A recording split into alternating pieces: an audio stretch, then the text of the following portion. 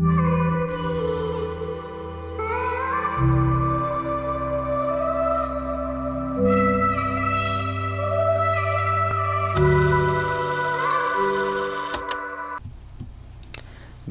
evening, lovely tubers. My name is the White Mexican, and welcome to Market Watch Investments. I have a plethora of cards that I'll be showcasing for you guys tonight, and I do hope that you will enjoy. Getting kickstarted tonight is going to be Scrap Recycler. This is the super rare holofoil dawning out of the fists of the gadgets.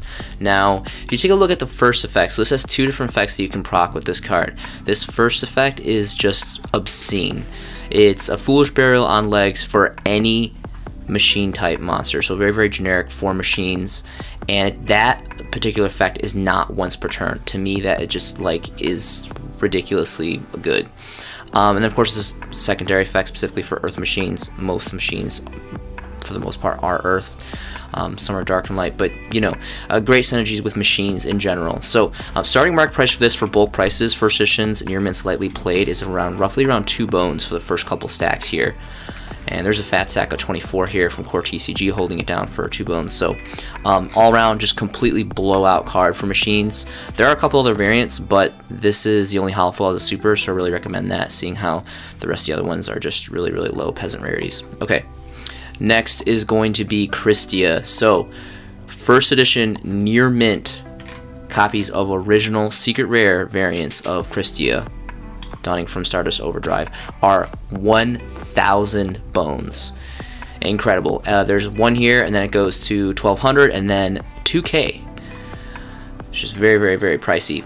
If we switch over to lightly plates, it decreases significantly to about 779 from Card Crack, and then there's a 2 stack here for 900 bones. So insane money, and this has always been just a ridiculously awesome card. Insane. No bulk prices on either of those, I believe. No, so no bulk prices here.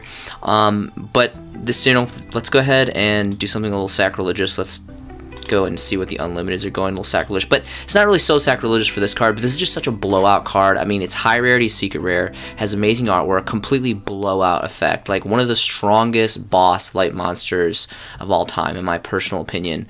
And this is just a really awesome old set. Stardust Overdrive is insanely old.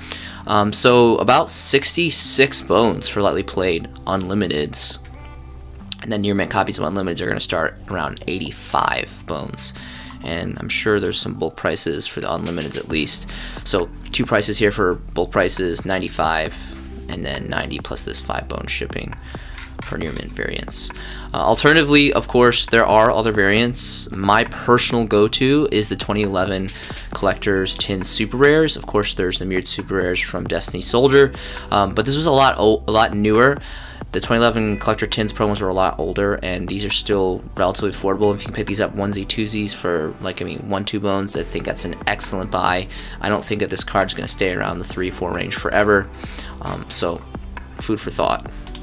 Next is going to be something pretty obscure. So the Noble Knights of the Round Table box set. This was like a very strange set that released, and I don't remember the particular year, but they came out. It is the only set that donned the rarity that they are calling Platinum Rare, and I feel like the majority of the player base just thinks this is utter garbage. I personally am not a fan of this rarity. I know at least of one person, one player that does appreciate this rarity, and all more power to him. You know, like, power to the players, you know, diversity, to each their own. So there's some pretty interesting cards. I mean, some pretty, you know, standard, like, old school staples here, as you can see. But yeah, this is just, I don't know, like, you know, this is just something I wanted to highlight because it's just such an obscure set, and it's a one of. This is the only, the Platinum Rare, this is the only set in all the TCG currently that we have here. Will Konami produce this again? Will they not produce it again? Time will tell. We don't know. I don't know. It's just kind of interesting that it's a one of. If you guys are curious, so again, like, it really just looks like a dog dump to me. I really do not like it. These are some pictures here on eBay.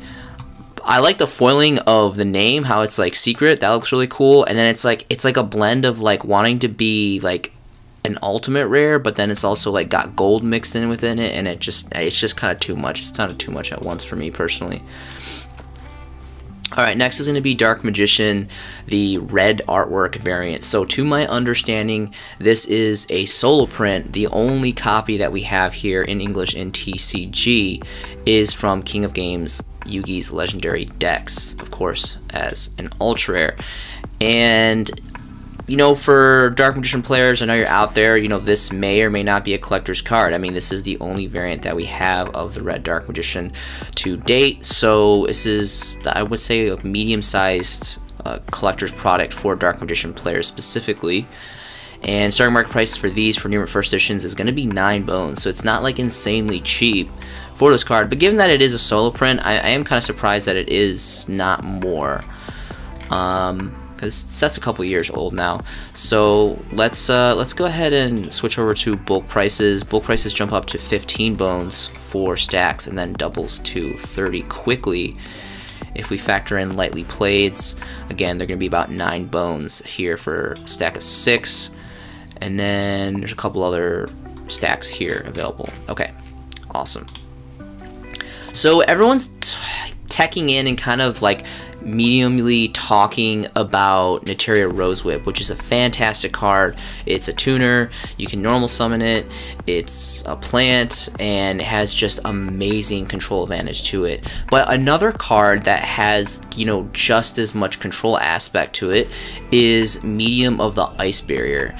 Now, this card, granted, you kind of have to be at somewhat of a card disadvantage, maybe so great going second turn, but it's still the sheer fact that you can just drop this from your hand and it's, you know, potential 22 beater. I mean, kind of like fights off its own for, you know, a certain amount of time, but still around a really awesome effect. And this is just such a limiting control effect on your opponent that really restricts their plays, which is just awesome. So we're gonna go ahead and look at the dual terminal 2 common variants here, and these are pretty much 2-ish bones, give or take, all across the board. There's a stack of 2 here for 3, another stack of 2 here for 3. And then we'll switch over to bulk prices. There are a few listings for bulk prices. Starting market price for bulk prices for lightly played are going to be 4 bones, and it kind of just trickles up a little bit after that. Now, I believe there are super rares out of Hidden Arsenal. So super rares out of Hidden Arsenal were the original print, and those are going from anywhere to 0.25 to a bone. And then we have all these other rarities that no one really cares about. Next is going to be Abyss Dweller. So I was so happy when they announced that this was getting an ultimate rare upgrade, because this is, like, to me personally, one of the standalones, like great longevity generic rank 4 XYZ. This card is always going to be good. It's always going to not necessarily warrant play, but it's always going to be in the back of players' minds. And the sheer fact that they made this an ultimate, gave it the ultimate rare treatment, is just so nice. It not only has the flexibility and diversity of being an amazing playable competitive card, it also has great value for collectability purposes now that we have this in this rarity, and it just has complete blowout artwork. So we're gonna go ahead and take a look at this. Starting market price is gonna be about 58 bones for near mint copies for like onesie twosie stacks. Trickles up to about 60 bones after that. There is 4 pages availability. Bulk prices is gonna go to 70. There's a fat sack of 11 from the infamous card crack, and it's going to bottom out at 115.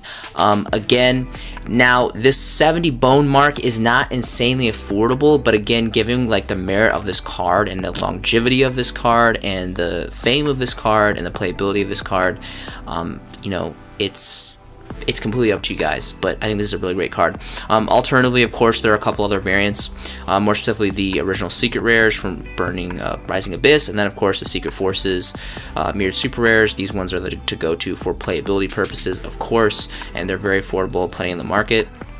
Specifically for the first editions, those are the ones you need to invest in. But then, of course, if you're going for collectability purposes and for long-term value, it's going to be the ultimate rare, of course. Next is going to be Rose Girl. So something that's interesting about this card is this effect right here It's basically like an infinite like recycle. Now, granted, you can only use one effect once per turn, but you can keep on like essentially like having field presence or hand presence too to bring this back to your hand. Now it's very much a level 3. It's very much a plant tuner, so great synergy with synchro plants or whatever plant engine dawns or is already being played. Just an all-around really great card, and the best thing about this is insanely affordable. So these are the original prints out of Eternity Code, so you know, not too old by any means, as super rares. And starting market price for bulk prices for first editions is under a bone, and there's a fat stack of 80 right here. So I think that there is incredible potential for this card. Plants is always something that is in and out, and people are always making some insane plant combos. Other variants, there was a common, which no one really cares about, but just, you know, it's there. Herald of Orange Light is still seeing some really good value and holding. This is the OTS Tournament Pack 7 as Ultimate Rares. Very, very great lighting in this. Deep Ultimate Rare Hollow Foil. This card looks really, really great. And it's an all-around just, you know, good card, and it's a good control card, and it's going to be around and has been around for quite some time. New Mint copies are going to start at 100 bones. There's a 2-stack here, and there's pretty much 100 bones plus for the onesie twosie stacks if we switch over to bulk prices.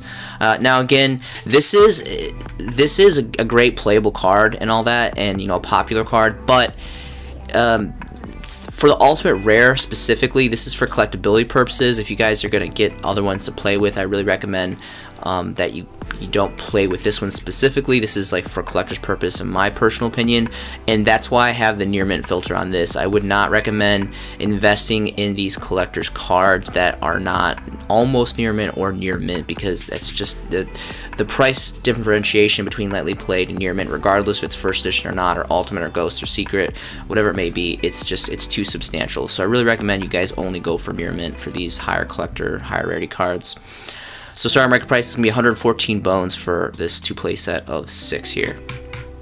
Now, if you guys have other variants, I know personally I've sold my variants. I had several of the original unlimited rares. Those are going for pretty good money. You can slide off, you can find a buyer, and even all of the common variants are just right up there almost with the rare. So some small value there to push off if you guys so choose. So Blackwing Bora the Spear is next. This is specifically the dual terminal 3 commons. So this has always kind of been like a $13, $15-ish card. It's seen a little bit of a price increase. Obviously, is it Darkwing Blast, I believe it is, or there's a set that's coming out and it has Blackwing support, and you know, Blackwing is just such a long time beloved player deck, and there's just, you know, a relatively large following. I believe there's a lot of people that just, you know, follow this deck to the grave. They're just so into it. So we're gonna look at some market prices for this, and it's about 19 bones, a phantom under 19 bones here for the first couple prices. There is a stack of 3 here for, again, almost 20, another playset here for 22, and then 2 pages of availability. So obviously this is going to articulate some value with the hype of the new support. And then of course we have the ultra rares from Legendary Collection 5Ds, which is the only holo foil that we have, going between 12 and apparently 28. What a range difference. But not really seeing any articulation in the commons, but again, the DTs have increased and the ultra rares have continued to maintain and increase as well. So the last thing I wanted to talk about with you guys tonight is going to be Ghost Reaper and Winter Cherries. Now, I know everyone and their mom is talking about OTS 20 and how we got this card as an ultra rare instead of Ash. I'm honestly not upset about it. Now, granted, I'm a little biased because Ghost Reaper is my like all-time favorite Ghost Girl, specifically for artwork purposes. And again, this brings opportunity. Yeah, some players may be a little like shot that we didn't get the Ash treatment for Ultimate, but that doesn't mean that we won't get it in the future. It just takes longer. That's all that means. and this opens up opportunities to pick up original print Shining Victory secret rare first editions. And with the release of the ultimate rare, this card has declined slightly, and maybe even as we get closer to OTS 20, it may even decrease more.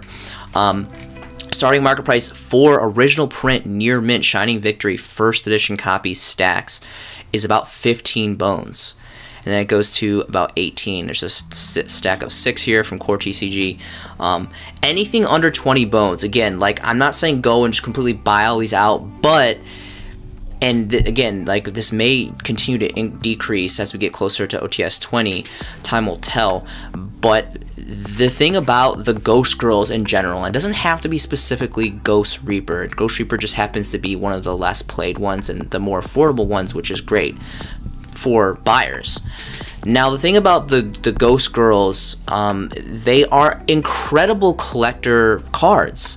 They have great artwork. The majority of them, if not all of them, I believe, yeah, all of them, donned original core sets as secret rares.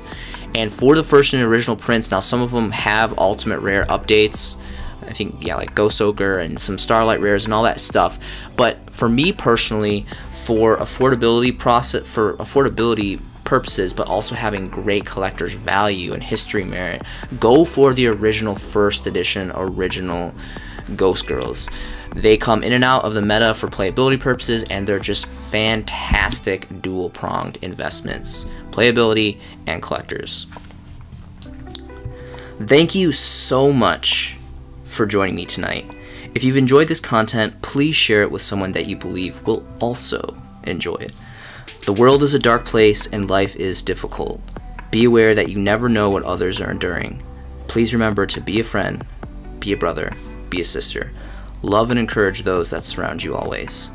I hope you guys are making some fantastic Yu-Gi-Oh! Investments yourself. This has been a showcasing by The White Mexican, and I will see you in the next video.